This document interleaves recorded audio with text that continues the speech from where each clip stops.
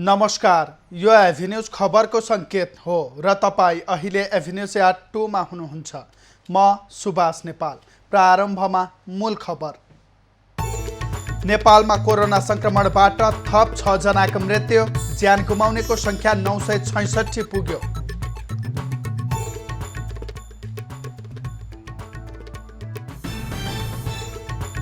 कङ्ग्रेस शीर्ष नेताहरूको बैठक आज बस्दै पार्टीभित्रको विवादमा समाधान पहिल्याउन पहल हुने।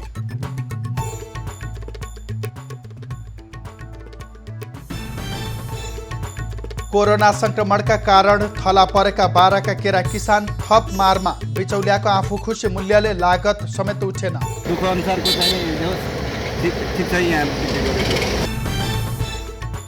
फिलिपिन्समा शक्तिशाली समुद्री आँधीका कारण 10 जनाको मृत्यु, 4 लाख सर्वसाधारण विस्थापित।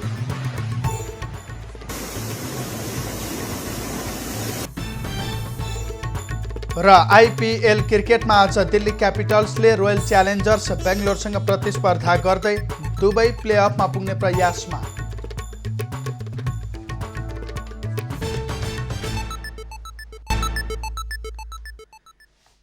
अब खबरको सिलसिला प्रारम्भ गरौँ। संसदीय सुनवाई समितिको बैठक सम्बन्धी प्रसङ्गबाट।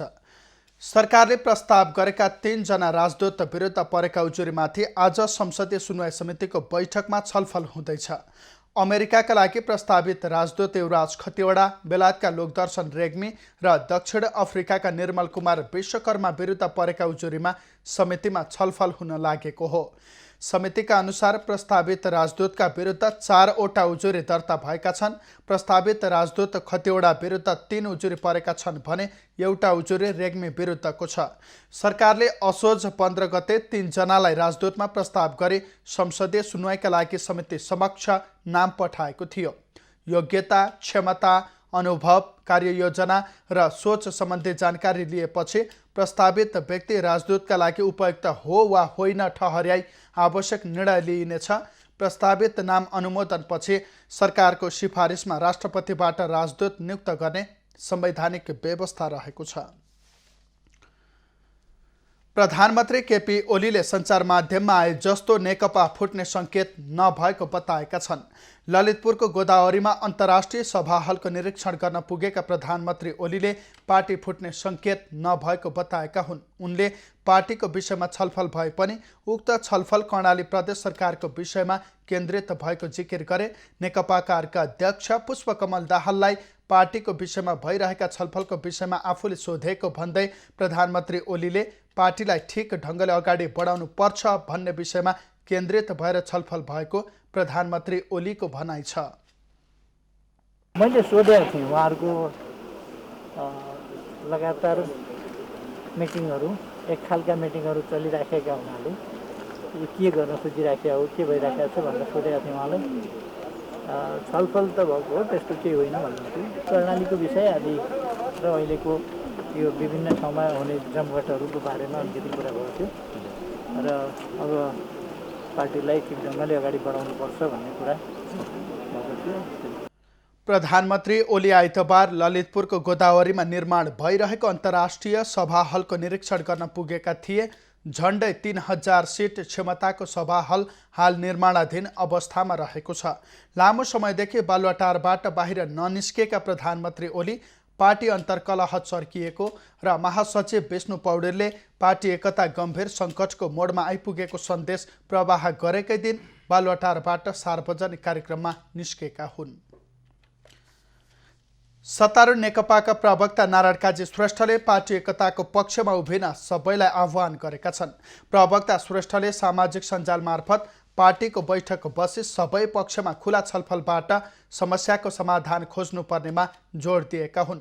पार्टी एकता महान क्रान्तिकारी उद्देश्यलाई केन्द्रमा राखेर र धेरै ठुलो मेहनत पसिना लगाएर हासिल गरिएको भन्दै त्यसलाई जोगाउनु पर्ने उनको भनाइ छ। फुटजन्य क्रियाकलाप राष्ट्र एवं कम्युनिस्ट आन्दोलन जनादेश विरुद्ध हुने उनको भनाइ छ। उनले पार्टीको बैठक बसी सबै पक्षहरूको बारेमा खुला छलफल गर्नुपर्ने माग गरेका छन्। प्रवक्ता श्रेष्ठले व्यक्तिगत अहङ्कार, आवेग र आक्रोशले समाधान नदिने र कसैको हित नगर्ने समेत उल्लेख गरेका छन्। पार्टीभित्रको विवादमा समाधान पहिल्याउन नेपाली कङ्ग्रेसका शीर्ष नेताहरूको बैठक आज बस्दैछ। पार्टी सभापति शेरबहादुर देउवाले दिउँसो पार्टी कार्यालय सानेपा ललितपुरमा बैठक बोलाएका हुन्। पार्टीको आन्तरिक विवादसँगै कङ्ग्रेसले सरकार विरुद्धको आन्दोलन, संसदको विशेष अधिवेशन माग लगायतका विषयमा छलफल गर्ने तयारी गरेको छ। बैठकमा वरिष्ठ नेता रामचन्द्र पौडेल पक्षले असोज 12 गते बुझाएको विरोध पत्रका विषयमा पनि छलफल हुनेछ। पौडेल पक्षले पार्टीका केन्द्रीय विभाग, क्रियाशील सदस्यता वितरण, मनोनित केन्द्रीय सदस्य, भ्रातृ संस्थाको पदावधि लगायतका विषयमा असहमति जनाउँदै आएको छ। कार्तिक 21 गते बोलाइएको केन्द्रीय समिति बैठक अघि आफ्ना माग सम्बोधन हुनुपर्ने असन्तुष्ट पक्षको माग रहेको छ। कङ्ग्रेसले 14औं महाधिवेशन फागुन 7 गतेदेखि गर्ने भने पनि अहिलेसम्म क्रियाशील सदस्यता टुङ्गो लाग्न सकेको छैन। क्रियाशील सदस्यता र विजय कुमार गच्छदारसँगको समायोजनका कतिपय काम नटुङ्गिएकाले महाधिवेशन समेत पछि धकेलिने सम्भावना रहेको छ। कङ्ग्रेस नेताहरूले समेत फागुनमा महाधिवेशन सम्भव नभएको बताउँदै आएका छन्। नेपालमा कोरोना संक्रमणबाट थप 6 जनाको मृत्यु भएको छ। चितवन, धादिङ, मोरङ, झापा र दाङमा एक जनाको मृत्यु भएको हो। चितवनको भरतपुर अस्पतालमा उपचाररत 2 जना कोरोना संक्रमितको मृत्यु भएको छ। भरतपुर महानगरपालिकाका 79 वर्षीय पुरुष र धादिङको नीलकण्ठ नगरपालिकाका 61 वर्षीय महिलाको उपचारका क्रममा ज्यान गएको हो। चितवनमा हालसम्म कोरोना संक्रमणका कारण 64 जनाको मृत्यु भइसकेको छ। त्यस्तै मोरङको विराटनगरमा 2 जना संक्रमितको मृत्यु भएको छ। कोशी अस्पतालमा विराटनगर महानगरपालिका 3 का 70 वर्षीय पुरुष र नोबेल शिक्षण अस्पतालमा झापाको दमक नगरपालिका 2 का 72 वर्षीय पुरुषको मृत्यु भएको हो। त्यस्तै नेपालगञ्जको भेरी अस्पतालमा उपचारका क्रममा 1 जना संक्रमितको मृत्यु भएको छ। तुलसीपुर उपमहानगरपालिका 9 का 48 वर्षीय पुरुषको उपचारका क्रममा ज्यान गएको हो। नवलपरासी पूर्वमा कोरोना संक्रमणका कारण थप 1 जनाको मृत्यु भएको छ। देवचुली नगरपालिका वडा नम्बर 11 का 80 वर्षका पुरुषको उपचारका क्रममा चितवन मेडिकल कलेजमा ज्यान गएको हो। यो सँगै कोरोनाका कारण ज्यान गुमाउनेको सङ्ख्या नेपालमा 966 पुगेको छ। कोरोना प्रभावपछि जारी लकडाउन र निषेधाज्ञाका कारण थला परेका 12 का केरा किसान अहिले थप समस्यामा परेका छन्। बिचौलियाले आफू खुसी केराको मूल्य निर्धारण गर्दा केराको उचित मूल्य नपाएको किसानको गुनासो छ। केराले स्थानीय बजार नपाउँदा बाराका केरा किसानका केरा बारीमा नै कुहिन थालेका छन्। किसानको उत्पादन भएको केरा बजारमा जान नपाएपछि बारीमै सड्न थालेपछि बारा निजगढका किसान अहिले आफै सडकमा पुगेर केरा बेच्न बाध्य भएका छन्। गत चैतदेखि नै स्थानीय उत्पादनको अपेक्षाकृत रूपमा बजारीकरण हुन सकेको छैन।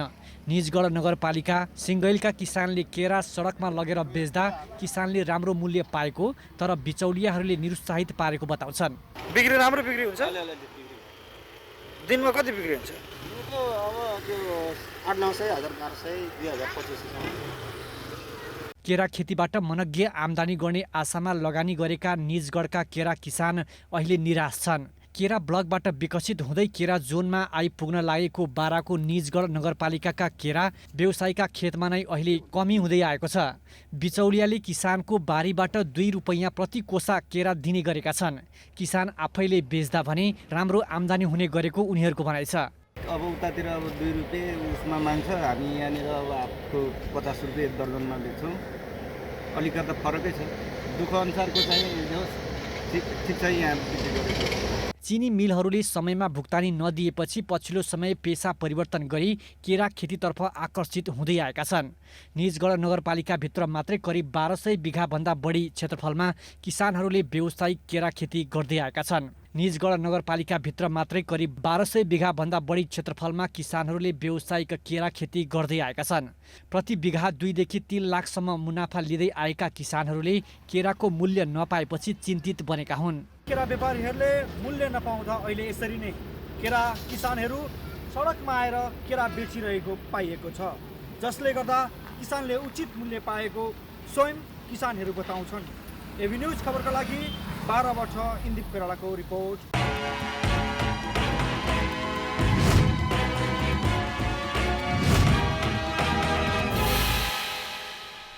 विकास निर्माणका कामलाई लिएर सिराहाको विष्णुपुर गाउँपालिकामा जनप्रतिनिधि बीच विवाद बढेको छ।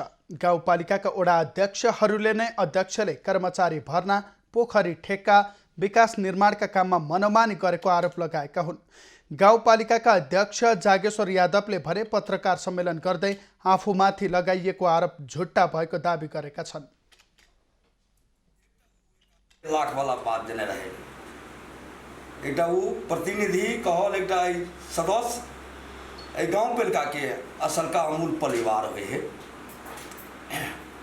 जे कहल के जे बोलू विकास हो थलहा में तो उपभोक्ता समिति बना दे है लगे लेके तो हम प्रूफ कर दे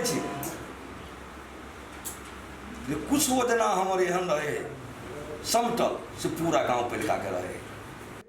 गाउँपालिकामा 61वटा पोखरी मध्ये 42वटा पोखरी मात्र माछा पालन योग्य भए पनि सबैमा माछा पाल्ने अवस्था नभएको उनको भनाइ छ। धेरै पोखरीमा झार उम्रेका कारण ठेक्का मूल्याङ्कन कम गरिएको उनको भनाइ छ। गाउँपालिकाले 7 जना कार्यालय सहायक कोरोना संक्रमण पूर्व नै प्रक्रियागत रूपमा गरेकाले त्यसलाई अनियमितता भन्न नमिल्ने अध्यक्ष यादवले बताए। कानुनी सल्लाहकार पनि सोही व्यवस्था अनुसार नियुक्त गरेको गाउँपालिकाको दाबी छ। सिराहाको सुखीपुर नगरपालिका 8 मा रहेको श्री राम जानकी मन्दिरको सार्वजनिक जग्गा अतिक्रमणको चपेटामा परेको छ। जनप्रतिनिधि र प्रशासनको निष्क्रियताका कारण मन्दिरको करिब 20 लाख भन्दा बढीको जग्गा अतिक्रमणमा परेको हो। अतिक्रमित जग्गा मन्दिरकै नाममा फर्काउन र खाली गराउन जनप्रतिनिधिले नै सहयोग नगरेको स्थानीयको भनाइ छ। कार्यालय जिला प्रहरी कार्यालय आदेश दिल के 15 दिन तक काम रोकल के, लेकिन स्थानीय सरकार के ई बाहुबल पाइप के जैसे फिर काज शुरू कर दिल के। काज शुरू केला के बाद में हम सब जैसे एकरा जैसे अदालत के प्रक्रिया में गेलिए। एसपी साहब हमरा कहल के जे तू अदालत में जो जगह खिंचौला मुदा आ 7 कागज पत्र एकर कुंडली निकाल ले। ई 5 धूर जमीन लेने है, तई में 7 धूर 6 कनमा में घर बने रहले श्याम सुंदर शाह।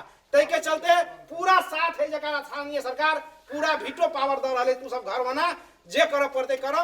भरखरे अहाँ के जे है एठमन पोखरी डील उत्तर पट्टी के डील जे है जे 20 फीट रोड काटल है, जे हमर अध्यक्ष जी कहबे केला, हम पुनः दोहरावे ला चाहे छी। वही 20 फीट गांव ब्लॉक जगह में 72-73 के सर्वे अनुसार काटल गेले। तई के बाद 30 फीट बरियारपट्टी टू 0 माइल जाने बाटो में जो टच हो 30 फीट, तई में जे है नक्शा अनुसार जे है 6 कनमा 7 धूर जमीन पड़े है श्याम सुंदर शाह के।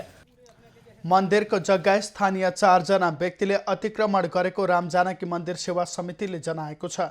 स्थानीयले 1 धुरदेखि 2.5 धुरसम्म जग्गा अतिक्रमण गरेका हुन्। अतिक्रमित जग्गा मन्दिरकै नाममा कायम राख्न स्थानीयले नगरपालिका र जिल्ला प्रशासनमा निवेदन दिए पनि सुनुवाई भएको छैन। सो स्थानमा धमाधम पक्की पूर्वाधार निर्माण हुँदा पनि चासो नदिएको स्थानीयले गुनासो गरेका छन्। मोरङको रङ्गेलीमा पूजाको प्रसाद खाँदा 40 जना भन्दा बढी बिरामी परेका छन्। रङ्गेली नगरपालिका वडा नम्बर 7 स्थित पिन्टु दत्तको घरमा कोजाग्रत पूर्णिमाको दिन भोज खाएका स्थानीय बिरामी परेका हुन्। प्रसाद खाएको 1 दिनको बीचमा युवा, बालबालिका र महिलामा झाडा पखालाको समस्या देखिएको हो। बिरामी भएका मध्ये 6 जनाको रङ्गेली अस्पतालमा उपचार भइरहेको छ। बाँकीलाई घरमै उपचार सेवा प्रदान गरिएको छ। सबै सिम्टम्सहरू हेर्दाखेरि 8 देखि 10 घन्टामा यो सबै देखिन थाल्छ, लक्षणहरू सबै देखिन थाल्छ। अब यो निको हुनको लागि चाहिँ हामीले एन्टिबायोटिकहरू एकदमै सिभियर केस छ भने चाहिँ एन्टिबायोटिकहरू चलाएर उपचार गरिरहेका छौँ। नभए त्यसमा नै ओआरएस भन्ने फ्लुइड हुन्छ, त्यो युज गरेर पनि उहाँहरूलाई घरमै चिकित्सा पनि दिन सकिन्छ। अहिले चाहिँ हाम्रो अस्पतालमा 10 जना जति भर्ती भइसक्नु भएको छ। अरूहरूलाई चाहिँ अब हामीले जो सामान्य छ त्यसलाई चाहिँ औषधि दिएर घरमै उपचारको लागि पनि हामीले सजेस्ट गरिरहेको छौँ। फलफुल थियो अनि तपाईँको खिचडी थियो जाउलो। त्यो खाएपछि कहिलेदेखि तपाईँलाई यस्तो भएको? त्यतिखेर त केही पनि भएन, राति सुतिसकेपछि 3 बजे बिहानदेखि अनि टोइलेट लाग्न थालेको 30-35 चोटि भइसक्यो। ज्वरो पनि आयो 101-102। प्रसादमा विषाक्त पदार्थ मिसिएर उनीहरू बिरामी परेको हुन सक्ने अनुमान स्वास्थ्य कर्मीले गरेका छन्। भोज खानेहरूले भने तरकारीमा प्रयोग गरिएको कीटनाशकका कारण खानामा समस्या भएको हुन सक्ने अनुमान गरेका छन्। मोरङको सुन्दर हरैचा नगरपालिकाले उज्यालो नगर प्रमुख कार्यक्रम सञ्चालनमा ल्याएको छ। कार्यक्रम अन्तर्गत नगरका मुख्य सडक क्षेत्रमा बत्ती जडानको काम अघि बढाइएको छ। सुन्दर हरैचा नगरले सुरु गरेको उज्यालो नगर प्रमुख कार्यक्रमले सबै वडा तथा सुकुम्बासी बस्तीलाई समेत उज्यालो बनाउने लक्ष्य राखेको छ। कार्यक्रम अन्तर्गत पहिलो चरणमा चोक, बजार तथा घना बस्तीमा सडक बत्ती जडान गर्न थालिएको हो। र यो वर्ष नै हामी भरसक पहिलो चरणमा मुख्य चोक बजारमा, घना बस्तीमा, दोस्रो चरणमा सबै क्षेत्रमा लागू गर्ने गरी यो कार्यक्रम लिएर आउँदैछौँ र हामी आशावादी पनि छौँ यो कार्यक्रमबाट हाम्रा नगरवासीहरू लाभान्वित पनि हुनुहुनेछ।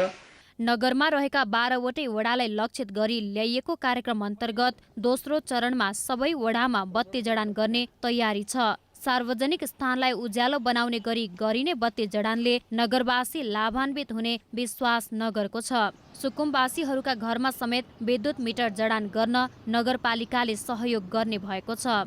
सुन्दर हरैचामा अति विपन्न परिवारहरू, सुकुम्बासी परिवारहरू जो चाहिँ विद्युतको पहुँचबाट बाहिर हुनुहुन्छ, यदि उहाँहरू चाहिँ घरमा मिटर जडान गर्न चाहनुहुन्छ, बिजुली बाल्न चाहनुहुन्छ, उहाँहरूलाई चाहिँ आर्थिक कारणले समस्या छ भने उहाँहरूले वार्डको सिफारिस लिएर आउनुहुन्छ। नगरपालिकाबाट विद्युत प्राधिकरणसँग आवश्यक समन्वय गरेर उहाँहरूलाई निःशुल्क चाहिँ हामी विद्युत मिटर जडान गर्ने गरेको पनि कार्यक्रम हामीले ल्याउन लागिरहेका छौँ। नगरपालिकाले उज्यालो नगर प्रमुख कार्यक्रम ल्याएर नगर क्षेत्रमा बत्ती जडान गर्न थालेपछि चोरी डकैती जस्ता विकृतिहरू अन्त हुने विश्वास नगरवासीको छ। चोरी लगायतका राति मान्छेहरू विकृति, विसङ्गति, जाँड रक्सी लगायतका वस्तुहरू खाएर हिँड्ने कार्यक्रममा चाहिँ स्टप रोकिनेछ र चोरीका कार्यक्रमहरू रोकिन्छन् भन्ने हामीलाई पूर्ण विश्वास छ र यहाँका मान्छेहरू स्थानीय लाभान्वित भइरहनु भएको छ। त्यस अत्यन्तै खुसी हुनुहुन्छ। नगर क्षेत्रलाई उज्यालो बनाउने अभियान अन्तर्गत नगरपालिकाले वडा 1 र 12बाट अभियान सुरु गरेको छ। सुरुवातमा 1 र 12 नम्बर वडाका सडक क्षेत्र, मुख्य चोक, बजार र घना बस्तीमा सडक बत्ती जडान भइरहेको छ। पूर्व पश्चिम राजमार्ग क्षेत्रसँग जोडिएको सुन्दर हरैचाले पछिल्लो समय पूर्वाधार विकासमा लगानी गर्दै आएको छ। कृष्ण भट्टराई, सुन्दर हरैचा, मोरङ। खबरको सिलसिला अझै जारी छ, हामीसँगै रहनुहोला। अब बाँकी खबर। गोर्खाको 12 किलो छेपेटार सडक खण्डमा गुणस्तरहीन कालोपत्र गरिएको छ। कमसल सामग्री प्रयोग गरेर आइतबार गरिएको कालोपत्र स्थानीयले आज बिहान उप्काइदिएका छन्। 12 किलो नजिकै कालोपत्र गरिएको सडक स्थानीय बासिन्दाले उप्काइदिएका हुन्। सडकमा गरिएको कालोपत्र चपरी जसरी निस्केको छ।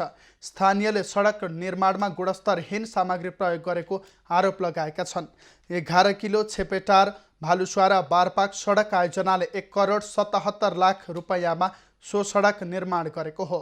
कालोपत्रे राम्रोसँग नभएको 12 किलोबाट सिर्दी खोलासम्म करिब 1.5 किलोमिटर सडकको निर्माणको ठेक्का गोर्खा एप्रोप्रिएटले पाएको हो। स्थानीयको विरोधपछि ठेकेदारले बिग्रेको ठाउँमा पुनः कालोपत्रे गर्ने प्रतिबद्धता व्यक्त गरेको छ। कालोपत्रे उप्किएको सडक पूर्व प्रधानमन्त्री बाबुराम भट्टराई र सत्तारूढ नेकपाका नेता नारायण काजी श्रेष्ठको घर जाने बाटो हो। नवलपरासीबाट प्रहरीले 113 बोरा हरियो केराउ बरामद गरेको छ। अवैध रूपमा भारततर्फ लैजान लागिएको अवस्थामा सुस्ता गाउँपालिका वडा नम्बर 5 ढाडीघाटबाट सो केराउ बरामद भएको हो। रत्नगञ्ज स्थित 3 नम्बर ठोकरबाट डुङ्गामा राखेर सुस्तातर्फ लैजाँदै गरेको अवस्थामा 5,20,000 मूल्य बराबरको केराउ बरामद भएको हो। बरामद गरिएको केराउ प्रहरीले महेशपुर भन्सारलाई बुझाएको छ। खुल्ला सीमाका कारण नवलपरासीको सीमा क्षेत्रबाट कपडा, मोबाइल फोन, केराउ, मदिरा, छोकडा, सुपारी लगायतका सामग्री तस्करी हुने गरेको छ। नेकपाका पर्सा जिल्ला सदस्य मुकेश चौरसियाको हत्यामा संलग्न भएको आरोपमा प्रहरीले 1 जनालाई पक्राउ गरेको छ। चौरसियाको हत्यामा संलग्न भएको आरोपमा पर्सा बिन्दवासिनी गाउँपालिका 4 का 32 वर्षीय उत्तम भनिने निरञ्जन तिवारीलाई प्रहरीले पक्राउ गरेको हो। तिवारीलाई वीरगञ्ज 16 इनरुवाबाट नियन्त्रणमा लिएको हो। तिवारीलाई हिरासतमा राखी थप अनुसन्धान भइरहेको छ। कार्तिक 6 गते बिन्दवासिनी गाउँपालिकामा आयोजित नेकपा बिन्दवासिनी गाउँपालिका कमिटीको शपथ ग्रहण कार्यक्रममा चौरसियामाथि आक्रमण भएको थियो। आक्रमणमा घाइते उनको भोलिपल्ट उपचारको क्रममा मृत्यु भएको थियो। चौरसिया हत्याको आरोपमा पर्सा प्रहरीमा तत्कालीन संविधान सभा सदस्य राजकुमार गुप्ता सहित 12 जना विरुद्ध कर्तव्य ज्यान मुद्दा दर्ता भएको छ। आरोपी मध्ये 8 जना अझै फरार रहेका छन्। पूर्वी नेपालमा जुट खेती घट्दो क्रममा रहेको छ। केही वर्ष अघिसम्म पूर्वी नेपालका किसानहरूले प्रमुख नगदे बालीका रूपमा लगाउने जुट पछिल्लो समय नगर्ने रूपमा खेती हुने गरेको हो। मेहनत र लागत अनुसार आम्दानी लिन नसकिने हुन थालेपछि पूर्वी नेपालका किसानहरू जुटको विकल्पमा अन्य खेती लगाउन थालेका हुन्। जुट खेतीका लागि उर्वर क्षेत्रका रूपमा रहेका सुनसरी, मोरङ र झापामा केही वर्ष अघिसम्म 60,000 हेक्टर जमिनमा जुट खेती हुने गरेकोमा हाल 6,000 हेक्टर जमिनमा मात्र जुट खेती लगाइएको छ। लागत र मेहनत अनुसार आम्दानी हुन छोडेपछि किसानहरूले जुट खेती गर्न छाडेका हुन्। 1600 1200 जोन काट्ने बेलामा 3वटा जोन लाग्छ, 600 रुपियाँ लिन्छ जोन अनि खान्छ। त्यसकारण पटुवा ठेगाना भएर पटुवा खेती कम भयो। विगत केही वर्ष यतादेखि कृषिमा निर्भर बन्ने अवस्था नभएको भन्दै कृषि मजदुर वैदेशिक रोजगारीका लागि पलायन हुने क्रम बढेपछि कृषि मजदुर अभावले समेत जुट खेती सहित कृषि क्षेत्र प्रभावित बन्दै आएको छ। जुट बाली अनुसन्धान कार्यक्रमले भने थोरै क्षेत्रमा खेती भए पनि यो वर्ष उत्पादन राम्रो भएको जनाएको छ। उत्पादनको हिसाबले हेर्ने हो भने सबै बालीहरूमा जुट लगायतका अन्य बालीहरूमा पनि उत्पादन बढेको देखिन्छ। मौसम एक त मौसमले साथ दिएको र अर्को चाहिँ व्यवस्थापनको हिसाबले पनि जुट बाली अनुसन्धान कार्यक्रमले राम्रो काम गरेको हुन्छ। उत्पादन अघिल्लो वर्षको तुलनामा यसपालि बढ्यो। विगतमा झापा, मोरङ र सुनसरीमा उत्पादित जुट विदेशमा समेत निकासी हुने गरेको थियो। जुट केही कम हुन थालेपछि केही वर्ष यता भने बङ्गलादेशबाट जुट ल्याएर सुनसरी र मोरङमा रहेका जुट उद्योगहरू सञ्चालन हुँदै आएकोमा माग अनुसार जुट आयात गर्न नसकेको कारण जुट उद्योगहरू बन्द हुने क्रम बढेको छ।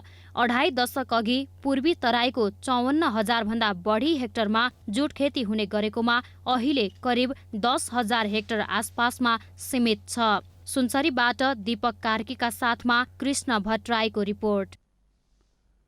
कोरोना संक्रमितले उपचार खर्च आफैले बेहोर्नुपर्ने सरकारको निर्णयको चौतर्फी आलोचना भइरहेको छ।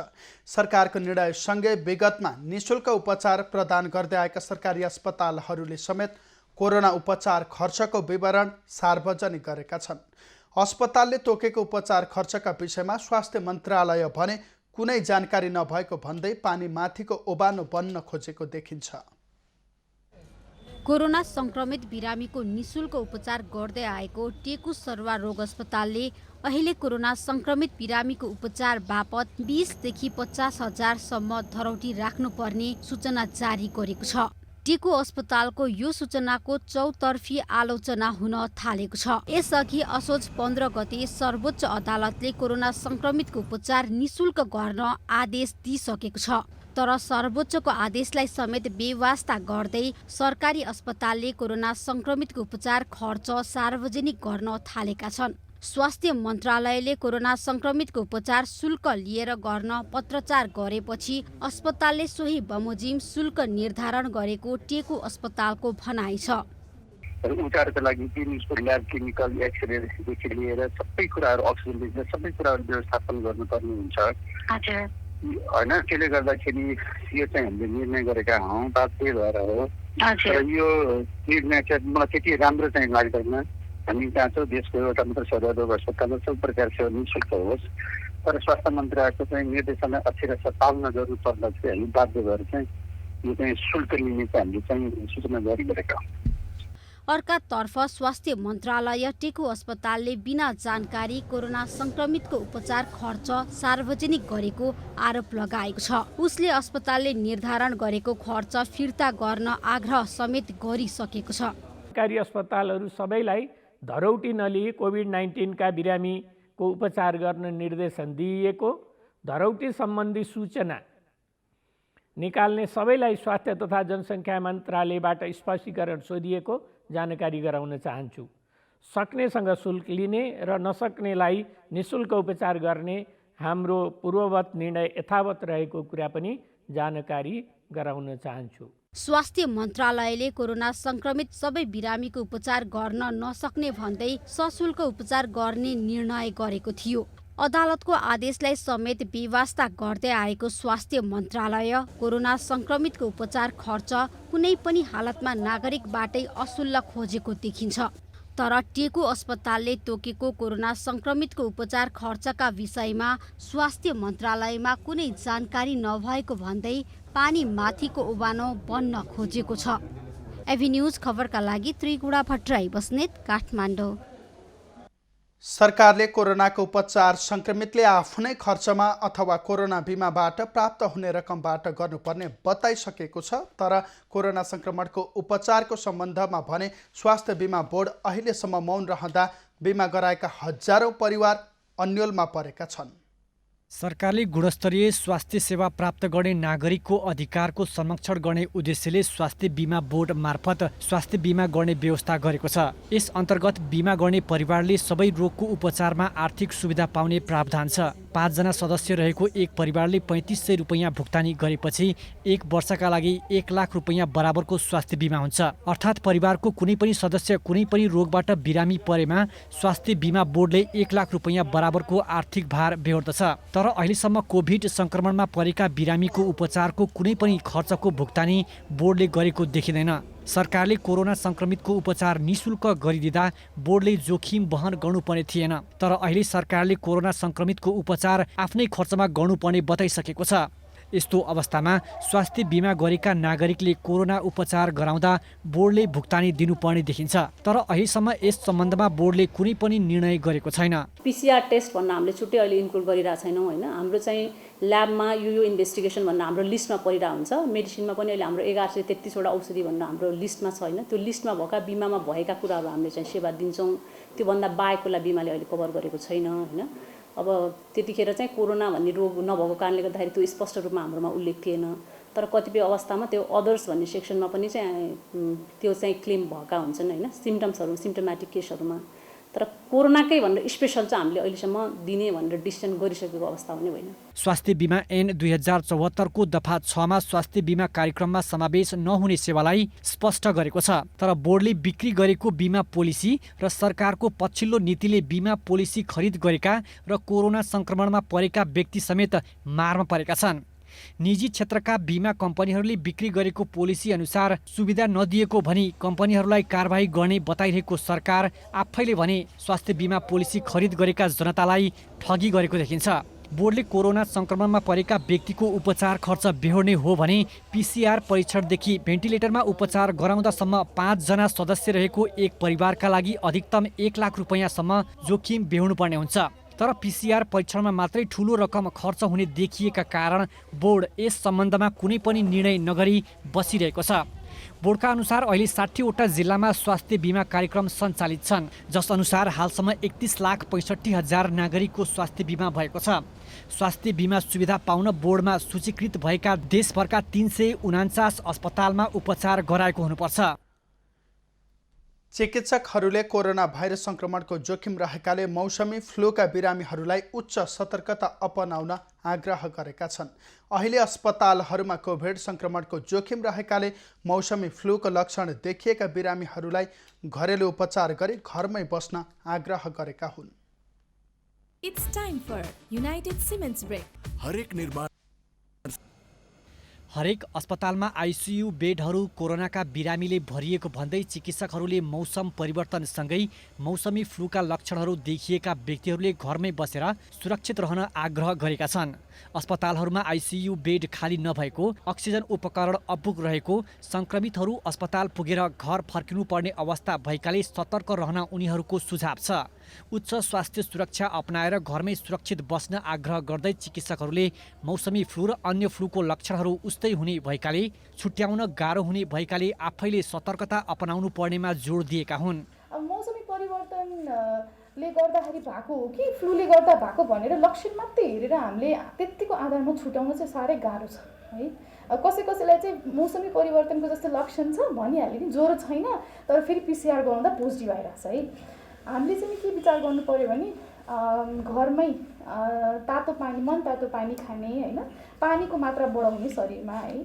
सामान्य रुगाखोकी लाग्ने, सामान्य जिउ दुख्ने र घाँटी दुख्ने समस्या सामान्य फ्लू भएकाले डराउनु पर्ने अवस्था नभएको स्वास्थ्यकर्मीको भनाइ छ। सामान्य अवस्थामा प्यारासिटामोल खाने, चिकित्सकको सल्लाह अनुसार भिटामिन बी र सी को प्रयोग गर्दा हप्ता 10 दिनभित्रमा मौसमी फ्लू निको हुने गर्छ। सामान्य रुगाखोकी लाग्दैमा हतार अस्पताल आएर अस्पतालबाट आफूलाई नभएको फ्लू समेत लिएर जाने सम्भावना रहेकाले सचेत रहन चिकित्सकको सुझाव छ। आत्तेर हुन्छ नि, हतार गर्दै हस्पिटल आएर फेरि हस्पिटलमा आएर चाहिँ एक्सपोज हुने रिस्क बढी भयो कि अहिले। नभएको फ्लू पनि लिएर जानु भइरहेछ कि बिरामीहरूले, आत्तिनुहुन्छ कि। अब कमसेकम तपाईँको कमन कोल्ड निको हुनलाई 5 देखि 7 दिन त लाग्छ नै कि। अब सुक्खा खोकी निको हुनलाई कसैको हप्ता दिन, कसैको 2 हप्तै लाग्छ। सुक्खा खोकीको पनि सामान्य ओभर द काउन्टर ड्रग, सुक्खा खोकीको औषधिहरू पाइन्छन् बजारमा, मिल्छ भने फिजिसियनको परामर्श लिएर सुरु गर्दा हुन्छ है।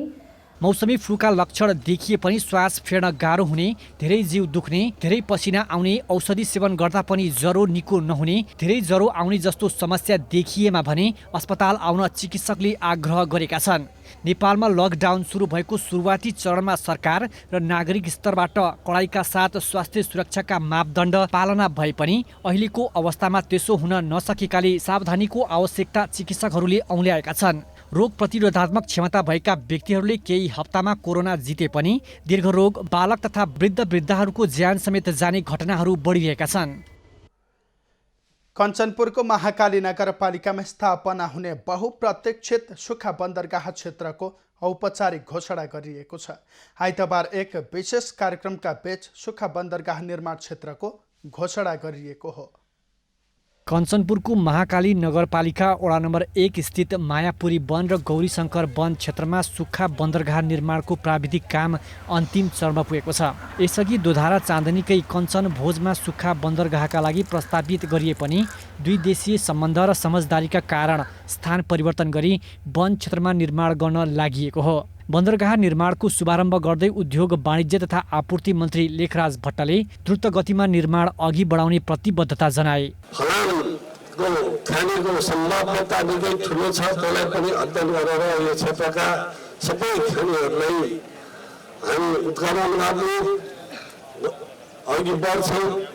दोधारा चाँदनीमा बन्ने सुक्खा बन्दरगाहले नेपाल, भारत र चीन गरी त्रिदेशीय सम्बन्ध जोड्ने अपेक्षा गरिएको छ। बन्दरगाहले त्रिदेशीय सम्बन्ध जोडेर पश्चिम नेपालबाट विकासको ढोका खोल्ने विश्वास गरिएको छ। बन्दरगाह निर्माणसँगै अन्य विकास निर्माणका कार्यमा समेत सहयोग पुग्ने जनप्रतिनिधिको अपेक्षा छ।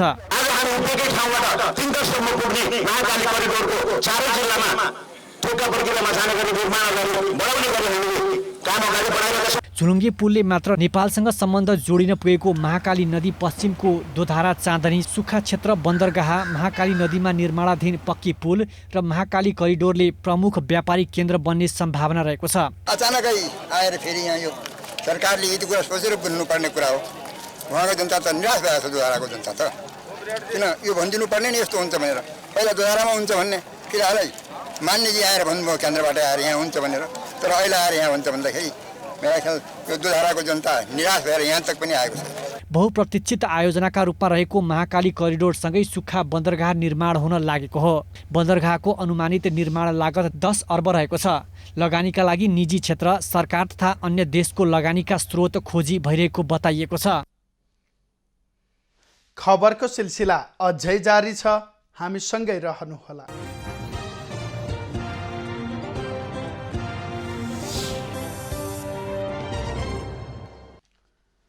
यति बेला देशका पहाडी क्षेत्रमा आंशिकदेखि सामान्य बदली भएको छ भने बाँकी स्थानको मौसम सामान्यतया सफा रहेको छ। अपराह्नपछि प्रदेश नम्बर 1 गण्डकी प्रदेश, लुम्बिनी प्रदेश, कर्णाली प्रदेश र सुदूरपश्चिम प्रदेशका पहाडी क्षेत्रका 1-2 स्थानमा हल्का वर्षाको सम्भावना रहेको जल तथा मौसम पूर्वानुमान महाशाखाले जनाएको छ। काठमाडौँ उपत्यकाको आजको अधिकतम तापक्रम 28 डिग्री सेल्सियस र न्यूनतम तापक्रम 13 डिग्री सेल्सियस बीच रहने अनुमान गरिएको छ। आज सूर्योदय बिहान 6:15 भयो भने सूर्यास्त साँझ 5:19 हुनेछ। आज देशभरको मौसम कस्तो रहला त हेरौँ देशका विभिन्न स्थानको अनुमानित मौसमी अवस्था।